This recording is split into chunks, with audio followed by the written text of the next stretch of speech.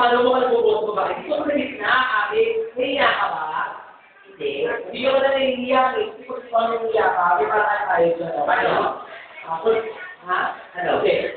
Nahiya ka ba? Ang tanong ko sa Diyos. Nahiya ka. Hindi siya nahihiya. Okay lang yan. Matuwaan lang ko na ano sa bago ko kapatid? Hindi ko lang figure yun. Figure tayo po. Salon Orient. Salon Orient. Bakit?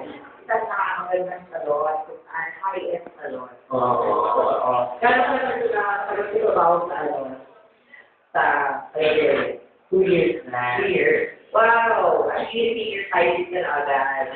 Di ba kasama ba sa trabaho ko na? Sa shopper mo. Siyempre naman, no? Alam mo mga kaaway mo. Ay, wait. Ako naman ang outside. So wala kang boyfriend, Meron. Kasi, alam mo kaya natin yung mga ganyan, lalo yung mga halaman na. Pag walang boyfriend kasi mga bakla, minsan, parang sa sex life. Oo, pag wala namang sex life, may boyfriend. Oo, yan. Ay, ano ba yun ko naman? Kaya wala na lang mga kaya ayaw mo uwi sa inyo. Ay, kaya mabalik kayo sa katay. Bukod sa sana mo lang. Nag-overaya ka ba? Nag-overaya. Oo. Sige. Sige mo ha. Sige, may kung nga. Huwag mo rin natin, no? Break na yan doon.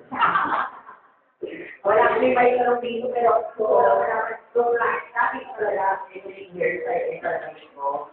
Or sabi lang pag-girl, kasi may mga bakla, ang classification ganito. Pag-girl, kasawal sa amin. Pag-girl, nagkakalit ng babae. Yung siya naman po, pamilya, kasi parang gusto pag ang lalaki, kaya pamilya. So, wala si pag-girl.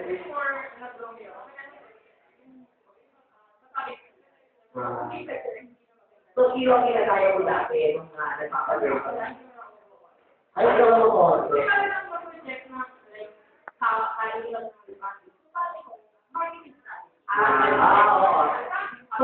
Hindi ka nalalagay ng mga po, ganyan. Ang ayaw mo na-experience yung pagsuwal sa mga buliwan, hindi mo iiwanan na parang, ay, malupit ako, sino mo mga po gano'n? At hindi kasi mo hindi ka especially kapag nag-work ka sa salon, magaling ka okay, alam mo parang matutuloy ang sarili. Oo.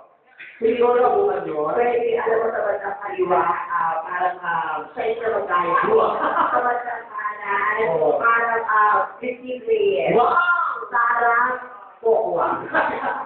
Hoy, si Pokwa ay isa mga magandang neighbor ng modelo. Bakit? Kasi parang siyang model talaga eh. Pag wala siyang makeup, blanco ako nga. Pero pag ilagay mo siyang